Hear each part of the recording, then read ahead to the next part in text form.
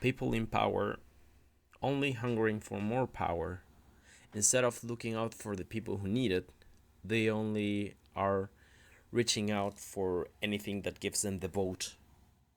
So they just want votes, they just want more power, they just want to stay in there. Hey guys, Kamba here, a man with an opinion.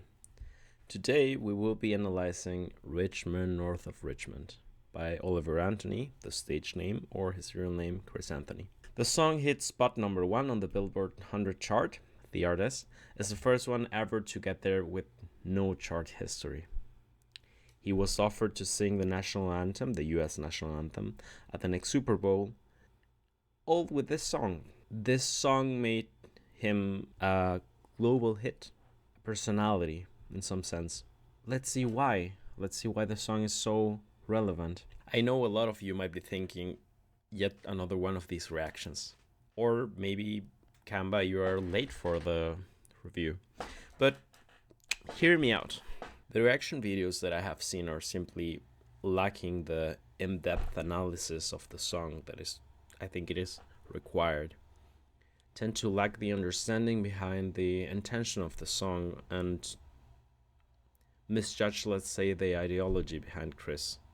Finally, a lot of reaction videos seem to be politicizing the song in some form or another. So let's say, for example, the left is accusing Chris of being a bootlicker. Whoever boots those might be, I do not know. And the right is trying to use the song as a way to support the Republican side or the conservative side. Both of those things that each side is doing are wrong, for the sole reason that Chris is criticizing both the left and the right, is criticizing the whole government in general. And not only the government, so even the societal landscape a little bit. The song is a global phenomenon because, first of all, it is a truly authentic representation of emotions.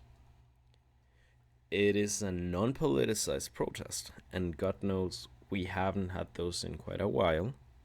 And you can hear the honesty in his voice. He's not tainted by ideology. Second, it tells a side of the story that we are not used to listening to. And it is weird because I wouldn't dare to call that a, let's say, minority. It's a big part of the population, what he represents. It tells a story that we tend to disregard as a society in some sense. But thank God, it just got loud enough for the world to hear it. This song goes, as I said, beyond US politics. The song is relevant across the globe. So, without further ado, here is the song. I've been selling my soul, working all day, overtime hours for bullshit pay, so I can sit out here and waste my life away, drag back home and drown my troubles away. Starting strong, almost ripping the hearts out of every single person who does a job they despise, wasting their hours of precious life for pennies, something that we will call a pretty unfair exchange. The state of things is dire, and all you do is coping with the BS with alcohol. My intuition also tells me that he refers to working for companies that do not play fair, that use the government to acquire more power and do not compete as they should, leaving them as kind of the only option for some people. It's a damn shame what the world's gotten to for people like me, people like you. Wish I could just wake up and it not be true, but it is. Oh, it is. How is it possible that we have a right to a situation like this, he says. For people like me, for people like you. How is it possible that the average man suffers like that? The whole situation feels surreal, almost like a nightmare. But the problem is that we are not dreaming. If you have a bad job, if you're suffering real life problems, don't you identify with this? Look, I don't have a bad life by any means. But after having pedaled the bike to deliver pizzas, burgers, and chicken in the rain on this Sunday, so just yesterday, to sustain myself, it is hard not to identify with the song. I want you to pay special attention to the chorus. Living in the new world with an whole soul. These rich men north of Richmond, Lord knows they all just wanna have total control. Wanna know what you think, wanna know what you do, and they don't think you know, but I know that you do. 'Cause your dollar ain't shit, and it's taxed to no end. 'Cause the rich men north of Richmond. Let's take this by parts. Living in a new world with an old soul. He is saying, living in a world where you think that the morals are not in the right place anymore. In this case, an old soul refers to what has been forgotten or undermined as unimportant values in a society. A soulless society in an age of God knows what anymore. This connects really well to the next line. This rich men north of Richmond, all they do is just want total control. Wanna know what you think, wanna know what you do. North of Richmond is Washington. He's talking about the people in power, the government, the politicians, everything that moves in that sphere, in that world. He is not referring to only Democrats or Republicans. He's referring to everyone that is in there, not only right now Joe Biden, everyone.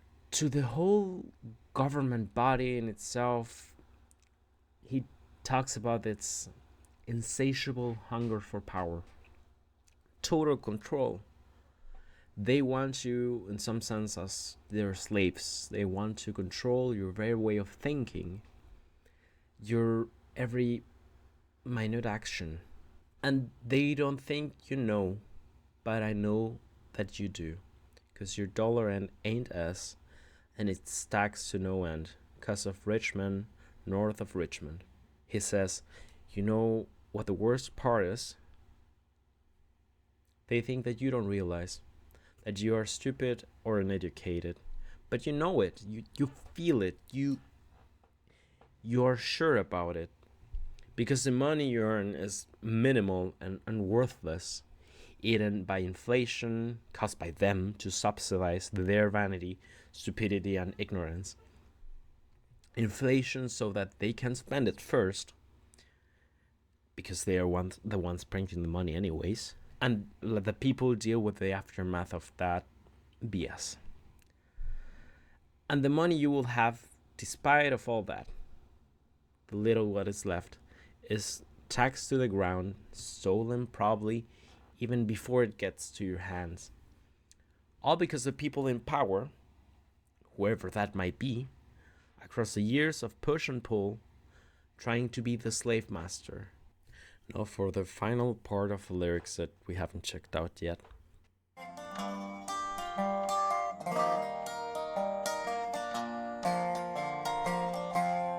wish politicians look out for miners, and not just miners on an island somewhere.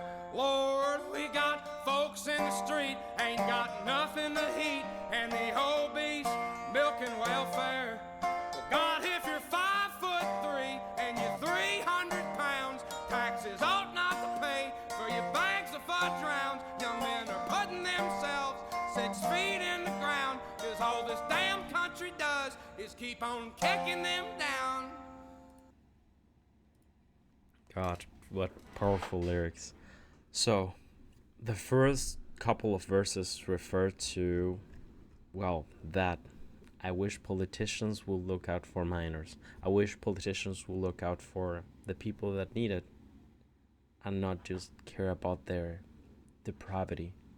Right? Of course, he refers to Epstein Island in this case.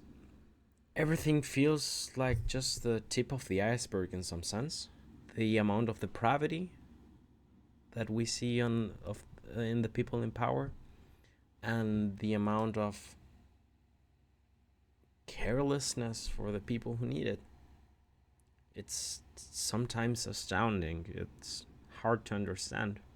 Lord, we've got folks in the street with nothing to eat, and the obese are milking welfare.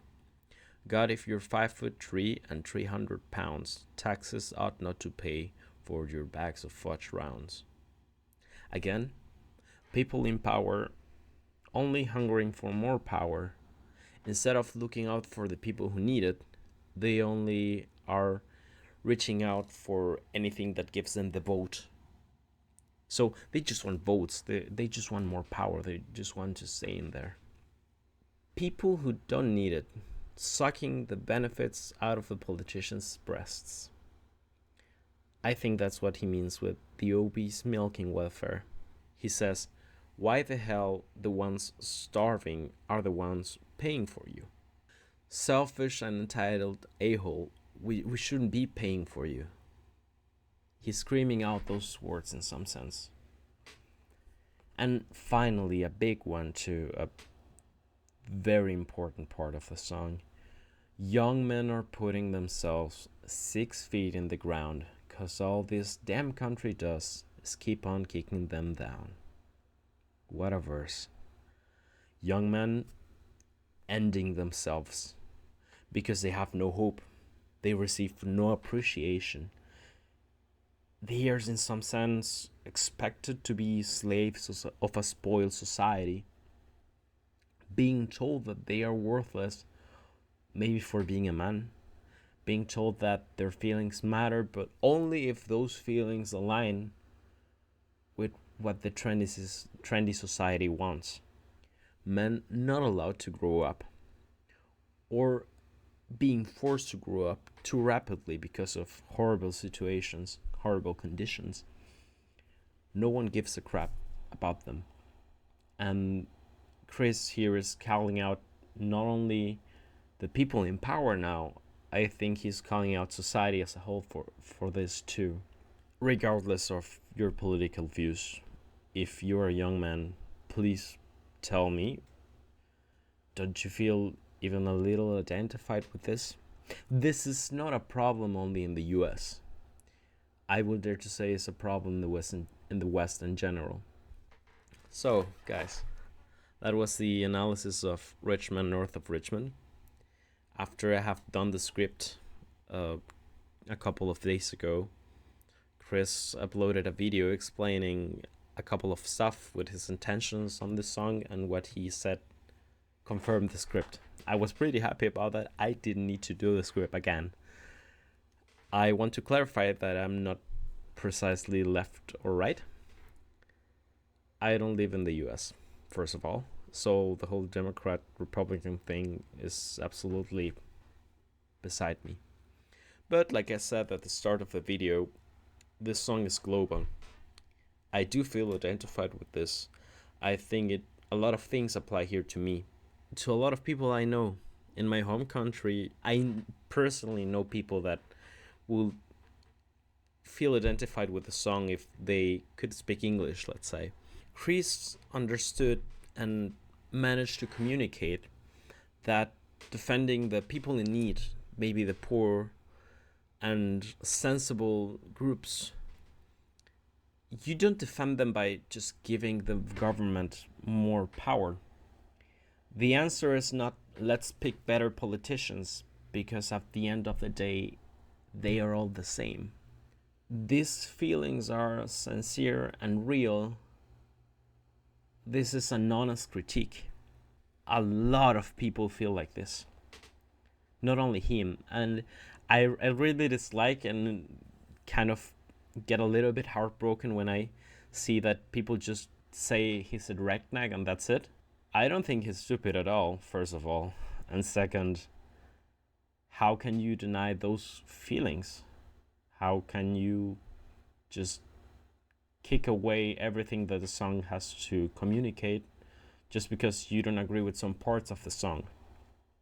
But in any case, this is a conversation. Feel free to correct me, to give me your opinions, or even insult me in the comments. I do hope, though, that you got something away from the song. Maybe it inspired you to not shut up, to stand up against power, as impossible as that may seem, because we are clearly not alone. So, thank you for watching, guys. Like and subscribe. This has been Kamba, and have a wonderful day. Peace.